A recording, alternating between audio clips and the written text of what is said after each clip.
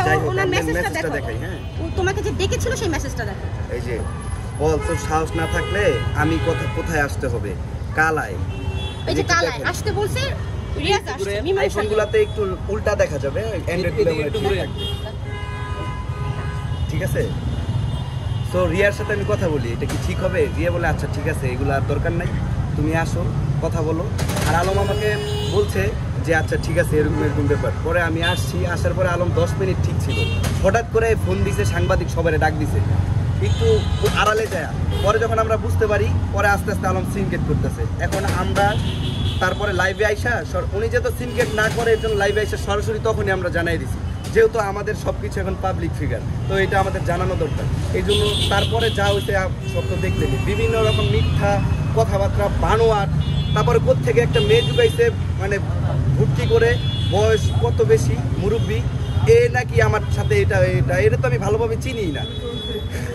ওই মেয়ে নাকি আপনার কাছে 7 লাখ টাকা, 7,700 টাকা ড্রেস পরে উনি আমাকে 7 লাখ টাকা দিচ্ছে। উনি কি করে, টাকা কোথায় পায়?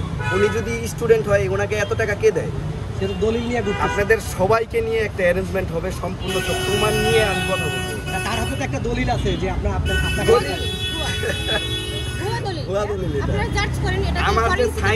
আমার যে সাইনটাও তো নকল, আর দ্বিতীয় নকলটাও তো ভালোভাবে করতে পারলো না। আমি কি সাইন এইভাবে দেই? পরিকার্য কি আমি এইভাবে লিখি? তার মানে কি ওই মেয়েকে আপনি চিনেন না?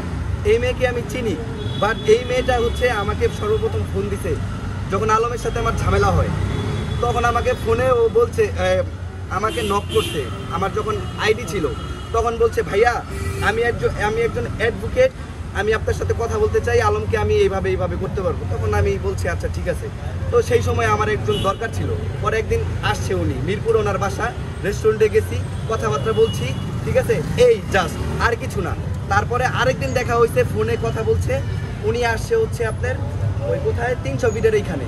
পরে আমি গেছি, যাওয়ার পরে ওইখানে কথাবার্তা বলছি যে কীভাবে কি, উনি বলতেছে যে আলমের সাথে এইভাবে করলে ভালো হবে, এইটা ওইভাবে করলে ভালো হবে। যেহেতু আপনার ফেসবুক পেজ উনি নষ্ট করে দিছে, তাহলে আপনি ওনাকে কেন ছাড়বেন? উনিই আমাকে আলমের পিছে লাগাই দিছে। এটা বলার পরে তখন হঠাৎ করে দেখি আলমে করে মেসেজ করছে যে কী ব্যাপার, কত দূর। আমার তো এটা দেখে আসমান জমিন সব এক হয়ে গেছে, কিরে আমি কারে নিয়ে আসছি। যখন আমি বুঝতে পারছি যে আলমের লোক, ভাড়া করার লোক, তখন আমি ওনাকে ইগনোর করা শুরু করছি। আমি আর কোনো কথা বলছি আচ্ছা দাবি করলেই হবে? আমি তো কত মেয়ের সাথে মেসেজ করি, কথা বলি, সবাই সাথে কি আমি প্রেম করি? কথা বলতে পারি, আমি একজন পাবলিক ফিগার। আর এখন এইভাবে অনেক মানুষই চিনে, একটু ইমপ্রেস থাকতেই পারে, কথা বলতেই পারে, আমিও কথা বলতে পারি, অনেক বিষয়ে কথা হয়। এখন এগুলো বললেই কি তাদের সাথে আমার সব কিছু হয়ে যায়? আর আলম কি না বলছে আমার সম্পর্কে, ওনার সম্পর্কে, ওনাকে হ্যারাস করার জন্য কি না করছে, কত কথা বলছে, লাইভে একরকম কথা বলছে।